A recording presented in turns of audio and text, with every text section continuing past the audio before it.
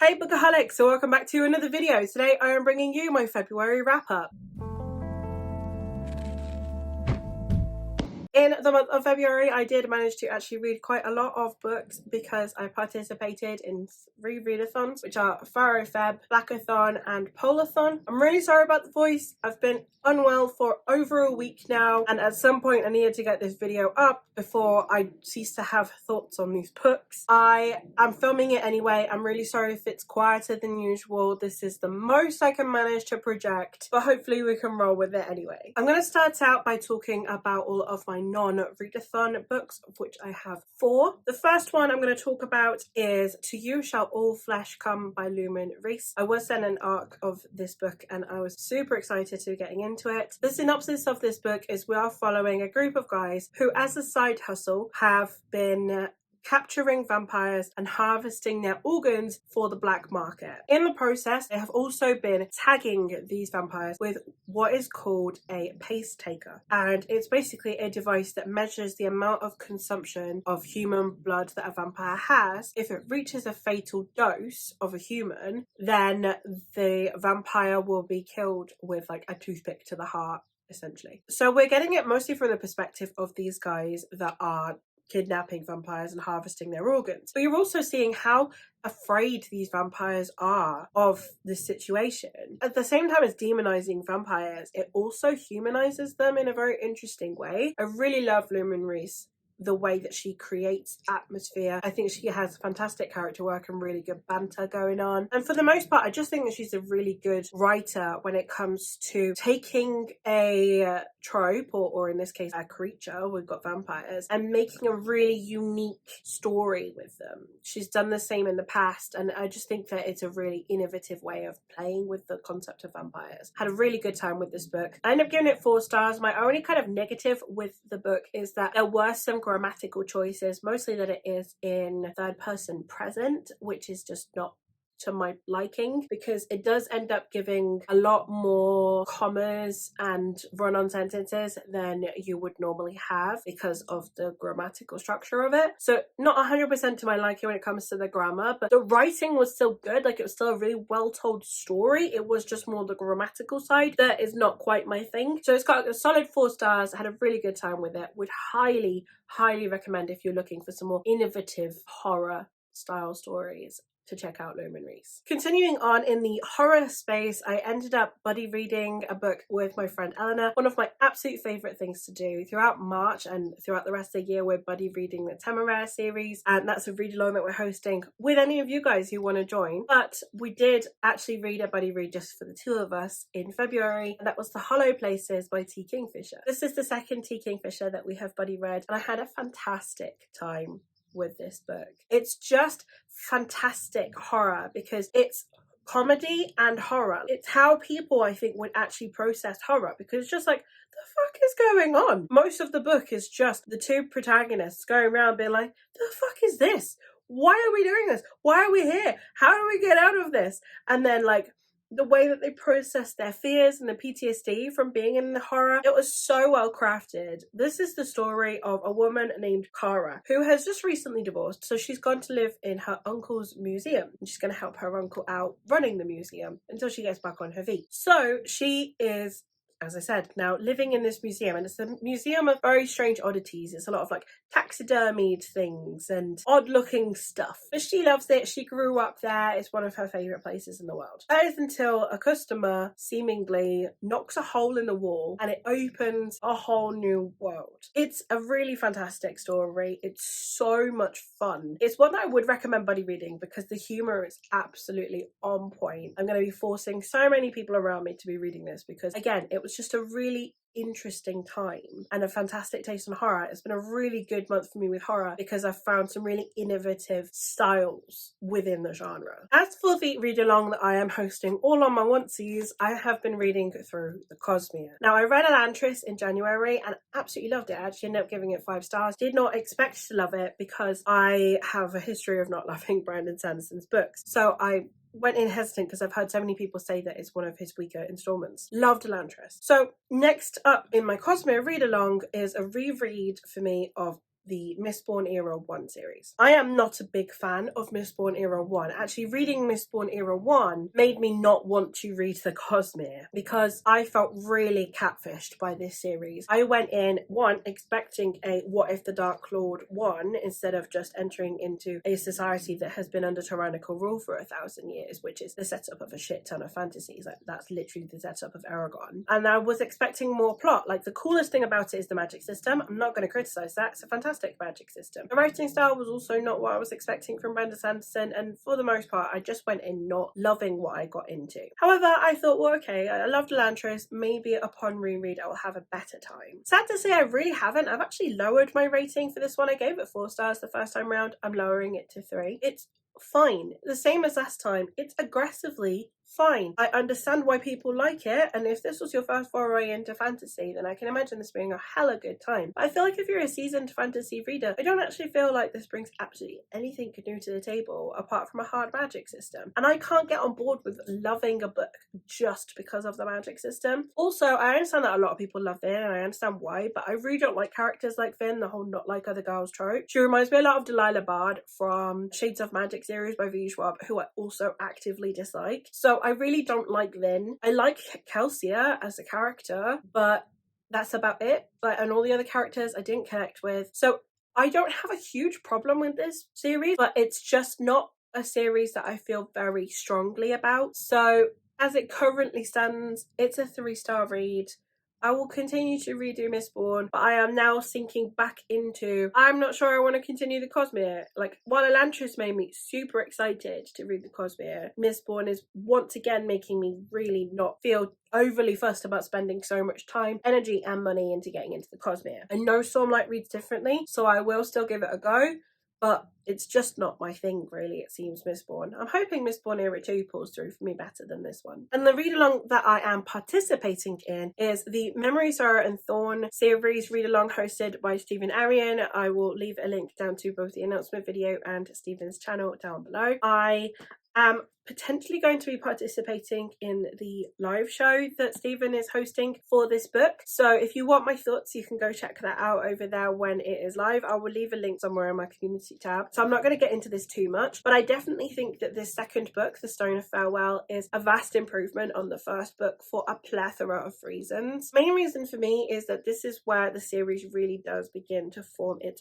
own voice and become its own thing. Like many of the fantasies that we see in the 70s and 80s that are very much inspired by Lord of the Rings, you get the first book that is very Fellowship of the Ring-esque, and then when you get to the sequel, none of them are actually ever the Two Towers. They're all their own thing. So they take the groundwork that Tolkien had and metamorphosize it so that they can then tell their own story. So this is the book where this became Tad Williams's series, not Tad Williams's take on Tolkien's series. So I am really excited to continue reading through this series. You can definitely see the influences that influenced this book, and likewise the influence this book has had on future books. So I really appreciate Tad Williams' writing style. I do have some issues still with Simon, the protagonist, but it's definitely nowhere near as bad as it was in the first book. And hell, if I can get through Aragon and all of Aragon's whininess, then I can for sure get through reading Simon.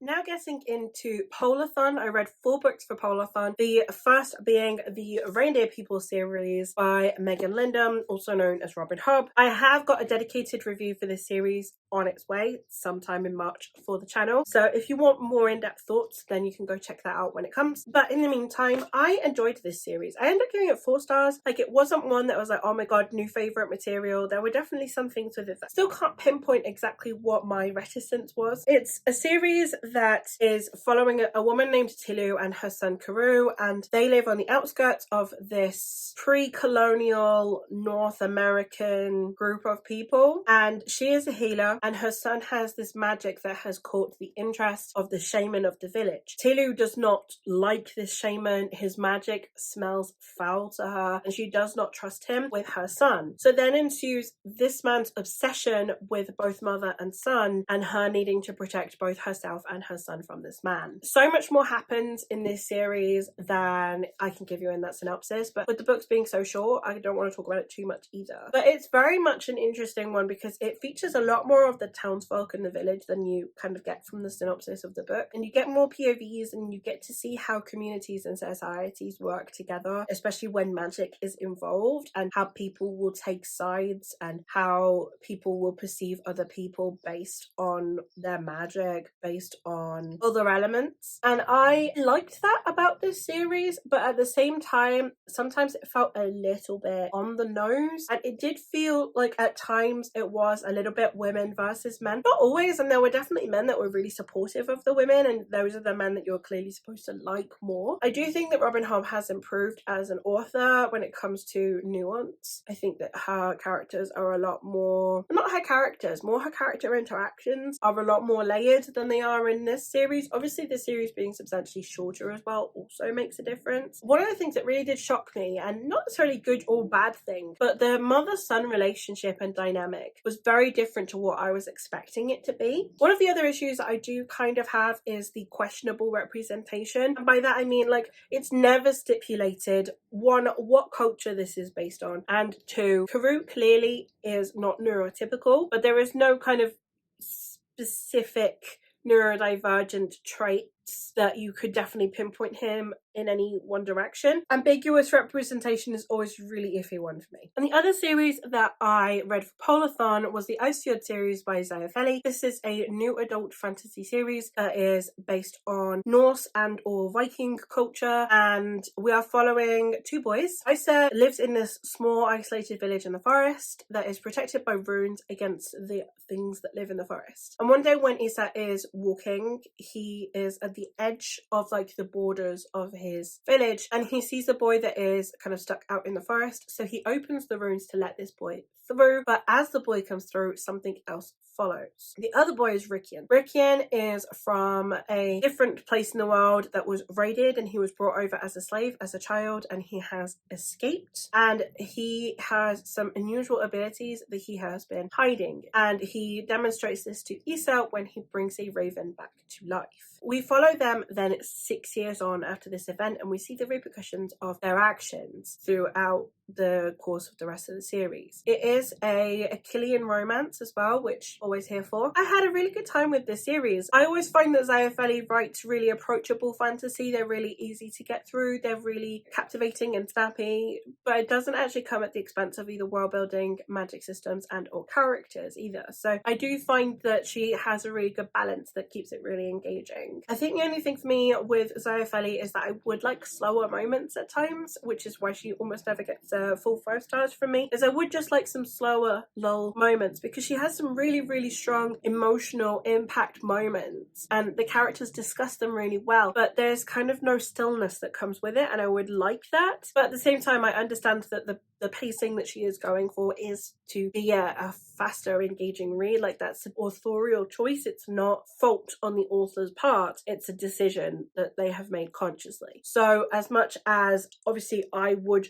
prefer certain things for my personal taste, it's not actually the book's fault. It's a really fun series, and I would highly recommend checking out Zayafeli if you haven't already. I do have a review for Icefjord coming, and I have one for the other series by her that I have read, which is the Ironbreakers series, up on the channel in case you want to check either of those out. Next up, for FaRoFeb, I read 4 books as well. I read The Elements of Cadence duology by Rebecca Ross, which consists of A River Enchanted and A Fire Endless. And this is a duology that I do also have a review coming for, but it is a duology that I ended up DNFing. Again, as I said, I have a review coming where I'm going to go through the elements that are not to my liking in this series, but for the most part the first book was perfectly average for most of the book. I do think that it dropped the plot a little bit too often to center on the romance, and I understand that's a romance series and the romance should be at the forefront, but it can't come at the expense of the plot actually not making sense. Like, it gets pushed aside, like these really important things get repeatedly pushed aside. It's not to create urgency for the romance, it's literally just, okay, we're going to pause the plot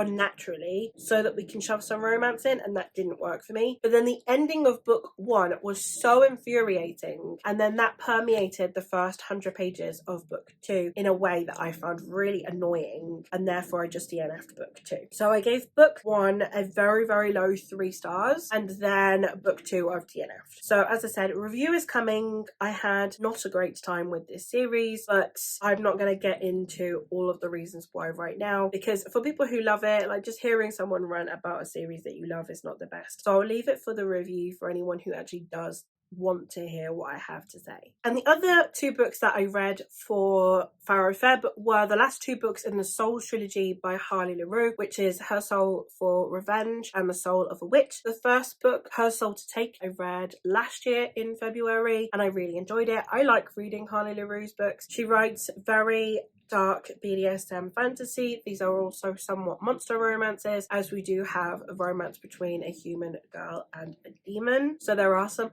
mild anatomical differences, so if that bothers you. However, also Harley LaRue does have at the very beginning of the book a list of triggers and kinks in case you are concerned about either or. But for the most part, I had a really good time with this series. I actually liked book 3 the most, not necessarily because of the kinks. The kinks were interesting. I think I liked the kinks from number 1 the most, but I really liked the relationship dynamic in book 3. This is a series, as I said, of demon romances in which we are following a different pairing throughout each of the installments. So they are companion novels, and they are all happening simultaneously. In the first book, we have a girl named Ray who has just moved back to this town that she was born in. She finds out that girls are being sacrificed to try and awaken a god. In the second book, we are following Juniper, who is one of the girls who was almost sacrificed but managed to escape. And then in the third book, we are following Evelyn, who is the daughter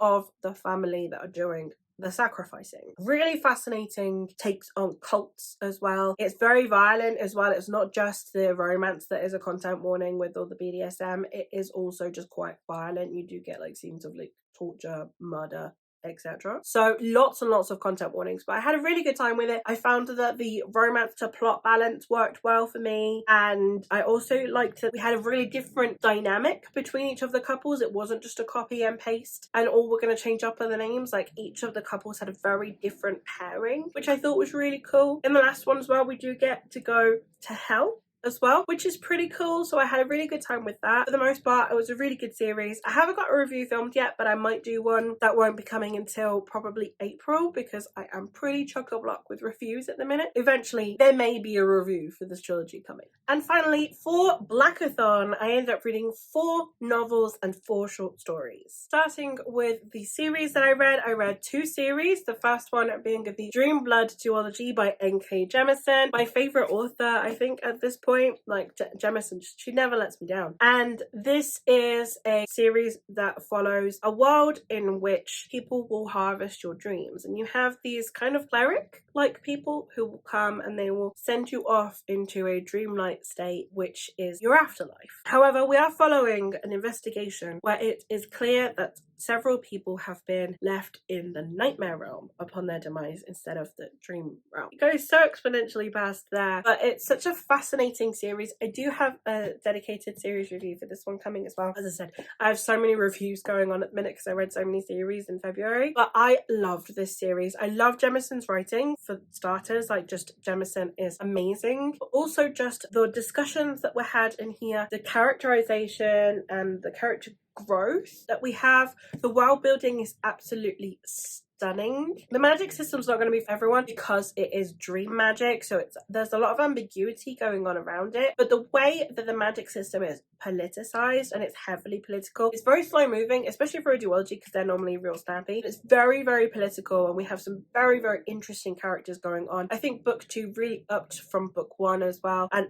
I gave book 1 5 stars, so I just had a phenomenal time reading this series. I wouldn't recommend it to be your first Jemisin because it is unusually paced, and the world building in typical Jemisin fashion, there is no holding your hand. There is very little to orientate you. It's just go with it and figure it out, which is typical of her style. So I don't think I would recommend this to be your first Jemison, but if you are a fan of Jemison, read it. It's amazing. I absolutely loved this series. The last series I have to talk about is the Forging of Age duology by Tatiana Obey. This is a duology that centers around two girls. We have Nico and we have Rasia. Both of these girls are on a wind ship as they need to take part in a trial that is basically a coming of age trial that happens in this society. We are following these two girls who have very, very different ambitions for this trial. We have Rasia, whose father held the record for best time in this trial, and she wants to smash it. She wants glory. She wants to be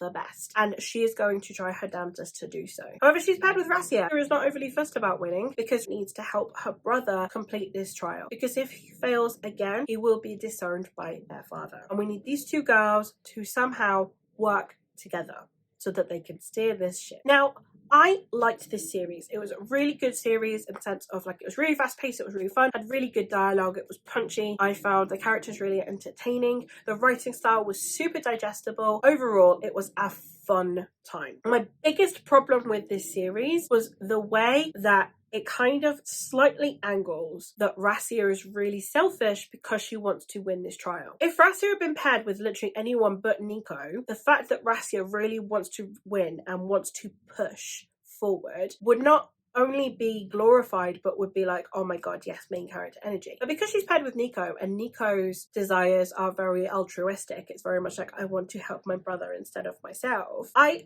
like that in a way, but on the other hand, it's pitching one against the other. And because we have these two women who very much have very clear goals, they just happen to contradict one another. One of the problems that I have is, why is one of them vilified more than the other? Like, not vilified, but like, why is one of their goals lesser than the other? You have a girl who wants to sacrifice her own aspirations so she can help a guy help her brother, and then we have a girl who literally wants to be the fucking best, and for some reason that's really selfish. And it's like, this is literally the point of this trial if you really think about it. And I don't know, I wasn't fond of Rasia's treatment at the beginning of the book, and it did feel more like it was on part of the author instead of the characters. Like, it was very much the author being like, look how selfish Rasia is compared to Nico, instead of society being like, look how selfish Rasia is compared to Nico. But there's a difference between it being like in world and then the author's perspective a little bit. I don't know if that was deliberate or not, but I really liked Rasia, and I really liked that she was super driven and that she really wanted to achieve whatever she wanted to achieve. Yes, there's miscommunication, like it shouldn't have come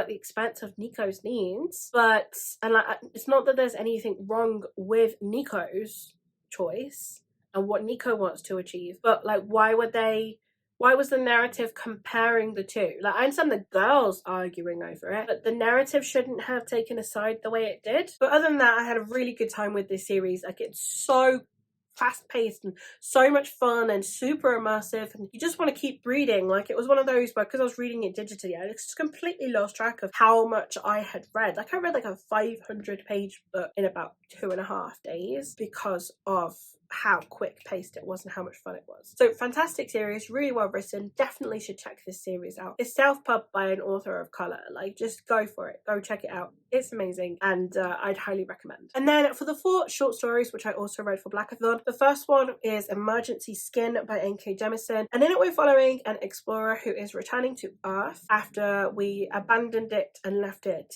desolate, and they're returning to Earth to see what remains and what has become of the people that were left behind. The prose in this story is stunning. I mean, it's Jemisin. Of course it is. It's done in such an innovative way, and for short stories, I gave it 4 stars because short stories really are my thing. I read them for readathons or for like palette cleansers. These I was reading because I was reading the Tad Williams, and I needed some digital books to just kind of keep me going at the same time. Such a good read. It's like 30 pages long or something. It's not very long. It was really creepy, really atmospheric, really uncomfortable, and written beautifully. The next one that I read was A Righteous Man by Tochi Onyebuchi. I like Tochi Onyebuchi's writing. I'm not the biggest fan of the series I've read by him. It was the Beasts Made of Night series, I think is what it's called. I read the duology. It was fine. But oh my god, this was such an interesting story. It's done from the perspective of Nathaniel, who is a missionary cleric in West Africa, who has gone to teach the power of God and the importance of God. And then he witnesses the slave trade and what that does to his congregation, and therefore him seeing the powers of the devil. And it was really interestingly done to have a black man writing the perspective of a white man, thinking that they are bringing God to the people and thinking that they are a righteous man. And it was a very interesting perspective. I think it was done really, really well. Tochi Onyebuchi has a very interesting, very, very specific writing style. I am looking forward to reading something else. I do believe that he has an adult book out. I don't know if Goliath is the one that's an adult book or Riot Baby, but one of them is an adult book, and I really want to read that because I think that his writing style, though a very acquired taste, would lend itself really well to adult literature more than YA, which is all I've read from him until now. So it was a fantastic read, very interesting style, and the execution was done so well for such a small space. Like, it's again like between 30 and 40 pages, and just such a small page count to express so many different ideas on religion, on colonialism, on humanity, on slavery. Like, so many themes were thrown in there, and just from these few scenes that you get of what is happening, he is telling you so much and putting you through so much, and it was a really interesting take on it for me. The next one is another one of the ones that I really struggled with, and if it had been any longer I probably would have DNF'd, which is a real shame, and that is The Garden by Tomi Adeyemi. I have not been having the best time with Tomi Adeyemi. I really liked the first book of the Children of Blood and Bone series when I first read it, and then the second book was a huge letdown, and now this one's also not been the best. I ended up giving this 2 stars. The Garden is following a young woman who is in pursuit of her mother. Her mother went missing 15 years prior in pursuit of the garden. So she now travels to Brazil with the journal of her mother, which may or may not be cursed, and with the help of a local guide, she sets out to try and find the garden and thus her mother. 1, we don't see the garden in this book. Like, I know that's kind of a spoiler for the ending, but we don't see the garden in this book. We literally, it's just the trip, it's just the journey to find it. I don't know what the metaphor of the garden is. There's poetry at the beginning of like each section, which is, in my opinion, I know friends of mine in our teens that wrote better poetry just in their notebooks. Like, it was not good poetry. Such a shame. It's written like a teenager's diary, essentially. It's really immaturely written. I don't know really if this is supposed to be an adult book or a YA book. I'd probably give it a bit more grace if it was YA. I'm fairly certain these collections are supposed to be adult because the other books I've read in this collection are adult. And then on top of that, the way that it didn't really feel like there was any depth to anything. Like, we don't see the relationship between the daughter and the mother. Like, there's no further depth to it than just she's looking for her. Like, I never felt like I understood the mother and daughter dynamic. There is no explanation as to why this journal may or may not be cursed. We don't really understand exactly why the mother was looking for the garden. Like, there were just so many things. Like, it was just a trip with this dude trying to find her mother, and it didn't amount to anything more than that, and it just felt like it was a waste of my time. And the only reason I pushed through to the end is 1, because it was a very short book, and 2, because I wanted to know about the garden, which we didn't get. So just not a good experience for me. I don't really know how I ended up getting 2 stars. I think because it's really hard to get 1 stars on Cool Bio. But yeah, it just didn't work for me at all, which was a real shame. And then the last one is Just Out of Jupiter by Nnedi Okorafor. This one is a story following a woman who took it upon herself to be one of those who is going to travel around space for 10 years. She is in orbit. She's been in orbit for 5 years. We're halfway. At the halfway point, they are doing a meetup between the other people who are also undertaking this orbiting of the planet. They're going to all get together, and it'll be the first human contact that they will have had in 5 years, because they've just been with their ships. And so you just have how this 1 week of human interaction after 5 years of no human interaction is going to impact their lives. I don't want to say too much more because it is one that I really think is worth reading. I do think that Nnedi Okorafor does a good job with short stories, especially, as I said, because they're not really necessarily my thing. I'd rather take a 1,000-page book than a 20-page book, like it's just who I am as a person. But it was a very fascinating take on it, because it's almost like you took a space opera and you focused solely on the humanity of it. You see so many space operas where there's like one person out in space for whatever reason, or you know, because the crew has died, or because it's a solo mission, or whatever. And this one took that and then focused back on the humanity and back on people and social interaction and the importance of interactions, but also the way that you can disconnect socially after being alone for such a long time. And it was just done in a really interesting way. Do I think that this is like the best thing I've ever read? No, not at all, but I think it was an interesting story regardless. So I would still recommend checking that one out if you're looking for a short story. I do think that the Amazon short story collections are interesting because they tend to be like really good bite-sized chunks of an author's writing. So if you've not tried an Eddie Okorofor before, I would also recommend checking it out, seeing if her writing style is for you. But that is all from me for today. Those are all the books that I've read. So let me know if you've read any of these and your thoughts on them, and I will hopefully catch you in another one soon. Bye guys.